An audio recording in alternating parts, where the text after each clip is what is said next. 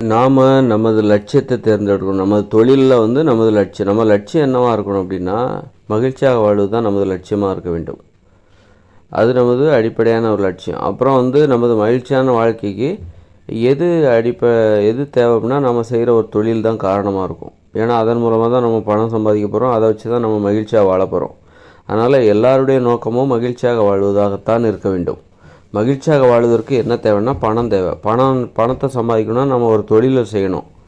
அதனால் வந்து அந்த தொழிலை வந்து சரியாக தேர்ந்தெடுக்கணும். மகிழ்ச்சியாக வாழ்வது என்பது ஒரு பொதுவான லட்சியம்.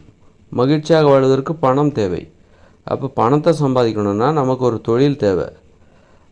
அப்போ தொழிலில் அந்த தொழில் ஏதாவது ஒரு தொழில் எடுத்து பண்ணலாமா, அல்லது நல்ல பணம் எதில் கிடைக்கும்?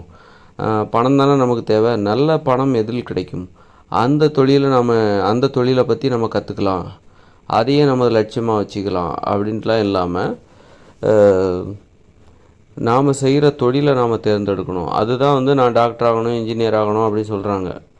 அதனால் வந்து நாம் ஒரு லட்சியத்தை தேர்ந்தெடுக்கணும்னா நாம் ஒரு தொழிலை தேர்ந்தெடுப்பது என்று நமது லட்சியம் என்பது நாம் செய்ய போகிற ஒரு தொழிலாகவும் இருக்கிறது. அப்படிங்கும்போது நாம் செய்கிற அந்த தொழில் வந்து எப்படி தேர்ந்தெடுக்கணும் அப்படின்னா, இந்த படிப்பு படித்தா ஃப்யூச்சரில் நல்ல வாய்ப்பு இருக்குது, இந்த படிப்பு படித்தா நிறைய சம்பாதிக்கலாம், இந்த படிப்பு படித்தாக்கா இந்த சமூகத்தில் நல்ல மதிப்பு உண்டு, மக்கள் நல்லா மதிப்பாங்க அப்படின்ட்டு பார்க்கக்கூடாது. முதல்ல நம்மளை பற்றி நாம் தெரிஞ்சுக்கணும். நம்முடைய விருப்பம் என்ன, நம்முடைய ஆசைகள் என்ன, நம்முடைய கொள்கைகள் என்ன அப்படிங்கிறத தெரிஞ்சுக்கணும். நம்மளை பற்றி நாம் ஒரு தொழிலில் வந்து ஒரு லட்சியத்தை தேர்ந்தெடுக்கிறதுக்கு முன்னாடி நாம் செய்திருக்க வேண்டிய கடமை என்னன்னாக்கா, நம்மை பற்றி தெரிந்து கொள்வது, நமது விருப்பங்களை பற்றி தெரிந்து கொள்வது, நமது கொள்கைகளை பற்றி தெரிந்து கொள்வது, நமக்கு எது பிடிக்கும் எது பிடிக்காதுங்கிறது தெரிஞ்சுக்கணும். அதனால் நம்முடைய இயல்பை நல்லா புரிஞ்சுக்கணும். நம்முடைய இயல்பு என்பது என்ன அப்படின்னு சொல்லிட்டு நல்லா புரிஞ்சுக்கிட்டு தான் நாம் அதற்கு பொருத்தமான ஒரு தொழிலை தேர்ந்தெடுக்க வேண்டும்.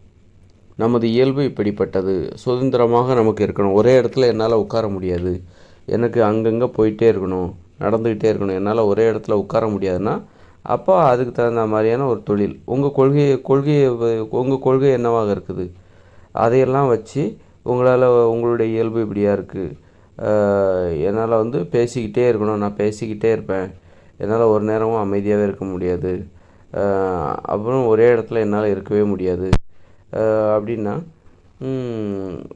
நீங்கள் வந்து அதுக்கு தகுந்த மாதிரியான ஒரு தொழில் எதுவாக இருக்கும், உங்களுக்கு என்ன விருப்பம், இந்த மாதிரி உங்களுக்கு ஆசைகள் என்ன, இதெல்லாம் பார்த்துட்டு அதை அடிப்படையாக கொண்டு ஒரு தொழிலை தேர்ந்தெடுக்க வேண்டும். சும்மா வந்து இந்த சமூகத்தில் இதை படித்தா நல்ல வாய்ப்பு, அதை படித்தா நல்லா சம்பாதிக்கலாம், சமூகத்தில் மதிப்பு அப்படின்லாம் பார்க்காம உங்களுக்கு என்ன பிடிக்கும், உங்களுடைய விருப்பம் என்ன, உங்களுடைய இயல்பு என்ன, உங்களுடைய குணம் என்ன, உங்களுடைய பண்புகள் என்ன, உங்களுடைய பழக்க வழக்கம் என்ன, இது எல்லாம் தெரிஞ்சுக்கிட்டு உங்களை பற்றி முதல்ல நீங்கள் தெரிஞ்சு, அதான் உன்னை அறிந்தால்ங்கிறது இதுதான். உன்னை அறிந்தால் உலகத்தில் போராடலாம்னா அது ஏதோ பெரிய விஷயம், ஞானிகள் சம்மந்தப்பட்ட விஷயம், அது பெரிய ஆன்மீகம் அப்படின்னு புரியாத ஒரு விஷயம்னு நினச்சிக்காதீங்க. ஒன்றுமே கிடையாது. உங்களுக்கு என்ன பிடிக்கும், என்ன பிடிக்காது, உங்களுடைய கொள்கைகள் என்ன, உங்களுடைய விருப்பங்கள் என்ன, உங்களுடைய குணம் என்ன, நீங்கள் எப்படி நடந்துப்பீங்க, இது எல்லாம் தெரிஞ்சுக்கிட்டு உங்களுடைய இயல்பு என்ன, இது எல்லாத்தையும் தெரிஞ்சுக்கிட்டு இந்த இயல்புக்கு பொருந்துகிற ஒரு தொழிலை தேர்ந்தெடுப்பது. இதை தெரிஞ்சுக்கிட்டாலே நீங்கள் என்ன செய்யணுங்கிறது முடிவு பண்ணிடலாம். நீங்கள் இதை தெரிஞ்சுக்கிட்டாலே அப்போ நீங்கள் உங்கள் வாழ்க்கையில் நீங்கள் என்ன செய்யணுங்கிறத நீங்கள் இதை நீங்கள் முடிவு பண்ணிடலாம். இதெல்லாம் தெரிஞ்சுக்காமல் வெறுமனே இந்த உலகத்தை மட்டும் வெளி உலகத்தை மட்டுமே தெரிஞ்சுக்கிட்டு உங்கள் லட்சியத்தை தேர்ந்தெடுக்காதீங்க. உங்களுக்குன்னு ஒரு விருப்பம் இருக்குது, அதுதான் வந்து வெற்றியாளராகுவதற்கு உதவும். நீங்கள் வெளி உலகத்தை மட்டுமே பார்த்துக்கிட்டு வெளி உலகத்தில் எதற்கு வரவேற்பு இருக்கிறதோ அதற்கேற்றார் போன்று ஒரு தொழிலை செஞ்சிங்கன்னா நீங்கள் கண்டிப்பாக வெற்றியாளராகவோ அல்லது ஒரு லட்சியவாதியாகவோ இருக்க முடியாது. உங்களுக்கு என்ன விருப்பம், உங்களுடைய விருப்பத்திற்கு மதிப்பு கொடுத்து நீங்கள் மட்டும்தான் அதை முடிவெடுத்து அது என்னவா வேலையாக இருந்தாலும் எடுத்து செய்யணும். அது வந்து இந்த மக்கள்கிட்ட வரவேற்பு இருக்கா, வரவேற்பு இல்லையா, அல்லது எப்படி வரவேற்பை பெறுவது மக்களிடமிருந்து, உங்கள் விருப்பத்திற்கு ஏற்றார் போன்று ஒரு தொழிலை தேர்ந்தெடுத்து அந்த தொழில் மூலம் மக்களிடம் எப்படி வரவேற்பை பெறுவது அதெல்லாம் தெரிஞ்சுக்கணும். இதுதான் வந்து நமது லட்சியத்தை தேர்ந்தெடுப்பதற்கான வழியாகும். உன்னை அறிந்தால் என்கிற நம்மையை நாம் அறிந்து கொள்வது என்பது மிகப்பெரிய விஷயந்தான். அதாவது என்னுடைய விருப்பம் என்ன, நிறைய தலையீடுகள் இருக்கும். பெற்றோர்களுடைய தலையீடு, மற்றவங்க பெரியவங்களோட தலையீடு, இப்படி நிறைய இருக்கும். அதனால் நாம் நம்மளை பற்றி தெரிஞ்சுக்கணும். முதல்ல நம்முடைய குணம் என்ன, பழக்க வழக்கம் என்ன, பண்பு என்ன, விருப்பங்கள் என்ன, ஆசைகள் என்ன, கொள்கைகள் என்ன, இது எல்லாத்தையும் தெரிஞ்சுக்கணும். இதெல்லாம் தெரிஞ்சுக்கணும் அப்படின்னா முதல்ல நாம் நம்முடைய பொருளாதாரத்தில் நாம் இருக்கணும். நாம் நம்முடைய பெற்றோர்களுடைய பொருளாதாரத்தில் பிள்ளைகள் இருந்தாங்கன்னா அவங்களால சுயமாக சிந்திக்க முடியாது, தன்னை பற்றி தெரிஞ்சிக்க முடியாது. அவங்க பெற்றோர்களை பற்றி தான் தெரிஞ்சுப்பாங்க. பெற்றோர்களுக்கு என்ன பிடிக்கும், என்ன பிடிக்காது, அவங்களுடைய ஆசைகள் என்ன, அவங்களுடைய விருப்பங்கள் என்ன அப்படின்னு சொல்லிட்டு பெற்றோர்களே ஆராய்ச்சி பண்ணிகிட்ருப்பீங்க. இவ்வளோ பாசமாக இருக்காங்களே, அவங்களுடைய கனவை நம்ம நிறைவேற்றணும், அவங்களுக்கு என்ன பிடிக்கும், நம்ம இந்த தொழிலை செஞ்சால் அவங்களுக்கு பிடிக்காது, அப்போ அவங்க எதில் சந்தோஷப்படுவாங்க, அவங்கள சந்தோஷப்படுத்துகிற மாதிரி ஒரு தொழிலை தேர்ந்தெடுக்கணும், அவங்க விருப்பம்தான் எனது விருப்பம், எனக்குன்னு ஒன்றும் கிடையாது, எனக்காக அவங்க இவ்வளோ கஷ்டப்படுறாங்கும்போது அவங்களுக்கு எது பிடிக்குமோ அதை நான் செய்வேன், அவங்களுக்கு என்ன படிக்கணும்னு நினைக்கிறாங்களோ அதை நான் படிப்பேன், அப்படி யோசிக்கப்பாங்க. அப்போது இதெல்லாம் ஏன் வருது அப்படின்னா, பெற்றோர்களுடைய பொருளாதாரத்தை சார்ந்து பிள்ளைகள் படிக்கிறாங்கல்ல, வாழ்கிறாங்க. அந்த படிக்கிற காலத்தில் பெற்றோர்கள் செலவழிக்கிறாங்க பிள்ளைகளுக்கு. அதனால் ஏற்பட்ட அந்த விசுவாச உணர்ச்சி தான் நிறைய பேர் தடுமாற்றத்துக்கு காரணம். சரியான லட்சியத்தை தேர்ந்தெடுக்க முடியல. பெற்றோர்களுடைய விருப்பமே பிள்ளைகளுடைய விருப்பமாக மாறிவிடுகிறது. பெற்றோர்களின் அடிமைகளாக பிள்ளைகள் மாறிவிடுகிறார்கள். பிள்ளைகளுக்கு சுய சிந்தனையே எல்லாம் போயிடுது. அதனால் பிள்ளைகளை பொருளாதார ரீதியாக பெற்றோர்களை சார்ந்திருக்க அனுமதிக்கக்கூடாது. அப்படின்னா என்ன பண்ணணுன்னா, கல்வி, மருத்துவம், அப்புறம் இதெல்லாம் இலவசமாக கொடுக்கணும். இருப்பிடத்தை, வீடு, 8 வயசுக்கு மேலே வீட்டை இலவசமாக கொடுத்துடணும், கட்டணம் இல்லாமல் கொடுத்துடணும். மாதம் வாடகை வாங்கிக்கலாம், ஒரு குறைந்த கட்டணத்தை வாடகையாக வாங்கிக்கலாம். அப்போது வீடு, அப்புறம் கல்வி, மருத்துவம், இதை இங்கே இலவசமாக தான் இருக்கணும், கட்டணம் இல்லாமல் தான் கொடுக்கப்பட வேண்டும். கட்டணம் செலுத்தி பெறுகிற நடைமுறையே இங்கே இருக்கக்கூடாது. அப்புறம் கல்வி, மருத்துவம், அப்புறம் வீடு, இதன் மூலமாகவே பிள்ளைகள் பெற்றோர்களிடமிருந்து விடுபடுவார்கள். பொருளாதார ரீதியாக பெற்றோர்களை சார்ந்திருக்கிற அந்த அடிமைத்தனம் என்பது பிள்ளைகளிடம் இல்லாமல் போய்விடும். அப்புறம் உணவு பெற்றோர்கள் தானே கொடுப்பாங்க. இப்போ வீடு கொடுத்தாச்சு, கல்வி கொடுத்தாச்சு, மருத்துவம் கொடுத்தாச்சு, சாப்பாடு யார் கொடுப்பா? பெற்றோர்கள் தானே கொடுப்பாங்க அப்படின்னு நீங்கள் கேட்கலாம். அது கூட கொடுக்கக்கூடாது. பிறந்ததிலிருந்து பிள்ளைகள் படித்து முடித்து வேலைக்கு செல்கிற வரைக்கும் அந்த பிள்ளைகளுக்கு தேவையான உணவு செலவை அரசாங்கம் தான் ஏற்க வேண்டும். அப்போ பிள்ளைகளிடமிருந்து குழந்தைகள் முற்றிலும் விடுபடுகிறார்கள். தங்கள் விருப்பத்திற்கு வாழத் தொடங்குவார்கள். பெற்றோர்களின் விருப்பத்திற்காக வாழ மாட்டாங்க. பெற்றோர்களுக்கு என்ன பிடிக்குமோ அதுக்கு தகுந்த மாதிரி தங்களுடைய விருப்பத்தை மாற்றிக்கொள்ள மாட்டார்கள். அப்போது இந்த அளவுக்கு விடுபட்ட பெற்றோர்களிடமிருந்து குழந்தைகளை விடுவித்தால்தான் பிள்ளைகள் என்ன பண்ணுவாங்கன்னா, தங்களுடைய விருப்பத்திற்கு தகுந்தாற் போன்று வாழ ஆரம்பிப்பார். தங்களுக்கு என்ன பிடிக்கும், தங்களுடைய விருப்பம் என்ன, தன்னுடைய பழக்க வழக்கம் என்ன, பண்பு என்ன, குணம் என்ன, ஆசை என்ன, விருப்பம் என்ன, கொள்கை என்ன, அதற்கு தகுந்தாற் போன்று வாழ வேண்டும் என முடிவெடுப்பார்கள். அப்போ தான் அவங்க அதற்கு தகுந்தாற் மாதிரி ஒரு தொழிலை தேர்ந்தெடுப்பாங்க. நம்முடைய கொள்கையோடு இந்த தொழில் பொருந்துகிறதா, நம்முடைய விருப்பங்களோடு, நம்முடைய பழக்க வழக்கத்தோடு, நம்முடைய பண்போடு நாம் தேர்ந்தெடுக்கிற அந்த படிப்பு, அதன்பின் செய்ய போகிற அந்த தொழில் பொருத்தமாக போகிறதா அப்படின்னு சொல்லிட்டு அப்போ தான் அவங்க தெளிவாக முடிவெடுப்பாங்க. அப்போது குழந்தைகள் தெளிவாக முடிவெடுக்காமல் தனது லட்சியத்தை தெளிவாக தேர்ந்தெடுக்க முடியாது போகிறதுக்கு என்ன காரணம் அப்படின்னா, பணத்தை பெற்றோர்கள் செலவழித்து படிக்க வைக்கிறாங்கல்ல. ஒரு 25 வயசு வரைக்கும் அந்த குழந்தைங்க படிக்கிறாங்க, அப்படி தானே? அப்போ 25 வயசு வரைக்கும் அந்த குழந்தைகளுக்கு தேவையான சாப்பாடு, துணிமணி, இருப்பிடம், உணவு எல்லாத்துமே பெற்றோர்கள் ஏற்றுக்கிறாங்க. அப்படிங்கும்போது அந்த பெற்றோர்கள் பிள்ளைகள் பெற்றோருடைய விருப்பத்துக்கு தகுந்தாற்ப தான் இருந்தே ஆகணும், வேறு வழியே கிடையாது. அந்த விசுவாசத்தின் அடிப்படையில் அந்த பிள்ளைகள் அப்படி மாறிடுவாங்க. சுய சிந்தனையோடு இருக்க அவங்களால முடியவே முடியாது, சுய விருப்பத்தோடு இருக்க வாழவே முடியாது. ஏன்னா பெற்றோர்கள் முழுக்க பெற்றோர்கள் தான் அவங்களுடைய வாழ்வதற்கே காரணமாக இருக்கிறார்கள். உணவு, இருப்பிடம், உடை எல்லாத்தையுமே பெற்றோர்கள் செலவழிக்கும் போது அந்த பிள்ளைகளால் சுயமாக சிந்திக்கவே முடியாது, சுய விருப்பத்திற்காக அந்த பிள்ளைகள் வாழவே முடியாது. பெற்றோர்களுடைய தலையீடு அதிகமாக இருக்கும். பெற்றோருடைய விருப்பத்திற்காக தான் அந்த பிள்ளைகள் வாழ்வார்கள்.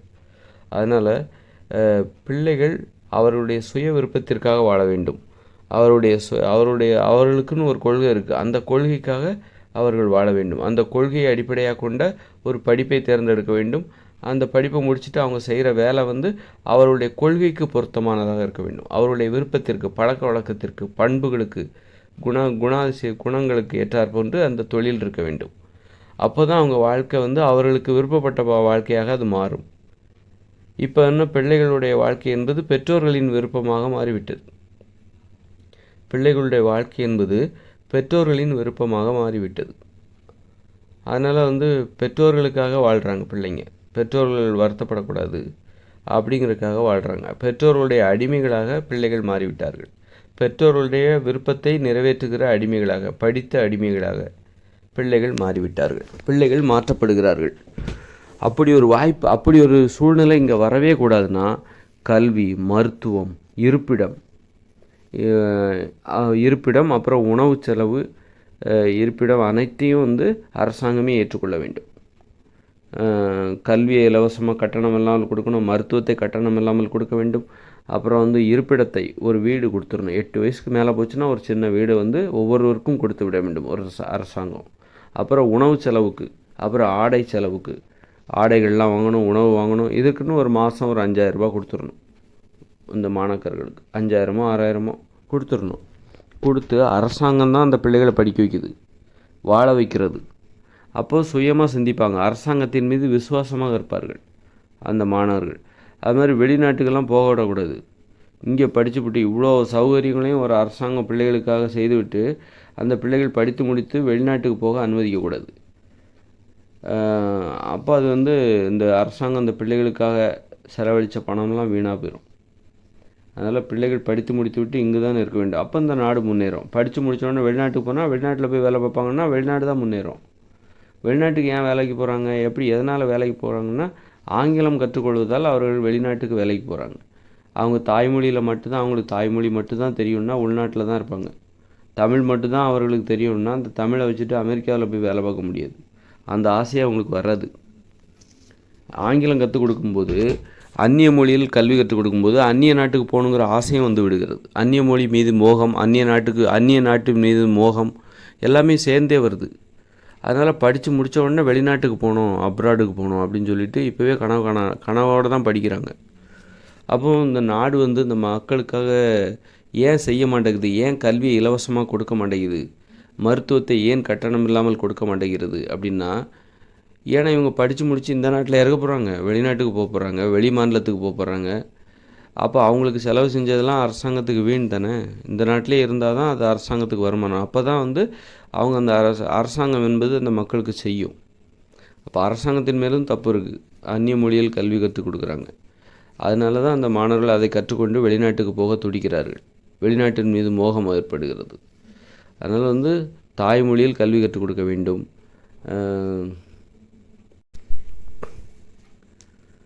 அப்போ தான் நம்முடைய தாய்நாட்டுக்கு என்ன தேவை, அதிலிருந்து ஒரு லட்சியத்தை தேர்ந்தெடுப்பாங்க. நம்முடைய தாய்நாட்டுக்கு என்ன தேவை, நாம் வாழ்ந்து கொண்டிருக்கிற அந்த நாடு, அந்த நாட்டுக்கு என்ன தேவை, நம்முடைய லட்சியத்தின் மூலம் இந்த நாடு எந்த பயனை பெறும். இப்போ என்ன பார்க்குறாங்கன்னா, அமெரிக்காவுக்கு என்ன தேவை, அதை இவங்க லட்சியமாக தேர்ந்தெடுக்கிறாங்க. இப்போ தமிழ்நாட்டில் ஒருத்தர் இருக்கிறான், அவன் என்ன பண்ணுறான், அந்த பசங்க இருக்காங்க, ஆணோ பெண்ணோ இருக்காங்கன்னு வச்சுக்கோங்க. அவங்க ஏன் ஒரு படிப்பை தேர்ந்தெடுக்கிறாங்கன்னா, இதை படித்தா அமெரிக்காவில் வேலை கிடைக்கும், அமெரிக்க மக்களுடைய தேவைகளை நான் பூர்த்தி செய்வேன், அமெரிக்க மக்களுக்கு எனது தொழில் மூலம் நான் சேவை செய்வேன், அதன் மூலம் அமெரிக்க அரசாங்கம் எனக்கு நல்ல சம்பளம் கொடுக்கும், அமெரிக்காவில் உள்ள அந்த நிறுவனம் எனக்கு நல்ல சம்பளம் கொடுக்கும்.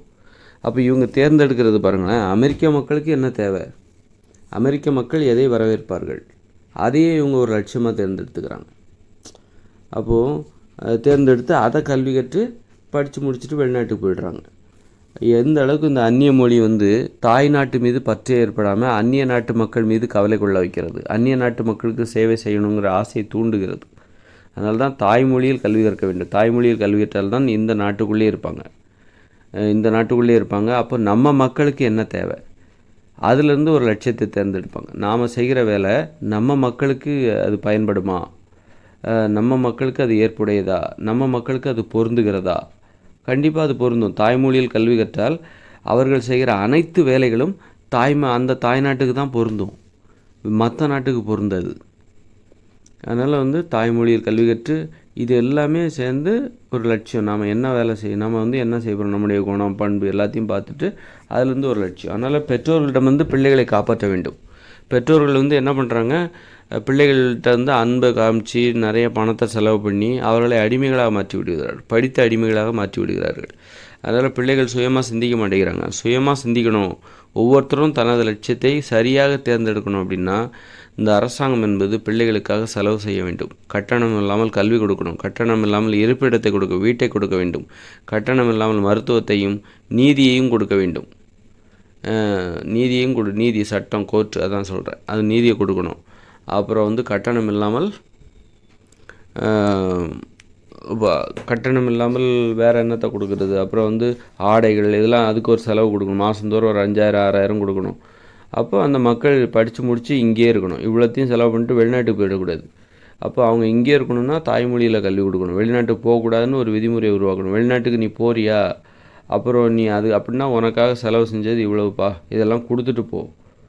உனக்காக நாங்கள் இவ்வளோ நாள் 25 வருஷமாக இந்த அரசாங்கம் வந்து உனக்காக இவ்வளோ செலவு பண்ணியிருக்காங்க. உனக்கு வீடு மருத்துவம் எல்லாமே செலவு பண்ணியிருக்கோம் நாங்கள். அந்த செலவை வச்சுட்டு நீ வெளிநாட்டுக்கு போகலாம், தாராளமாக போகலாம். அந்த மாதிரி வச்சுக்கிட்டு அப்படி தான் வந்து ஒருத்தர் தனது லட்சியத்தை தேர்ந்தெடுப்பதற்கு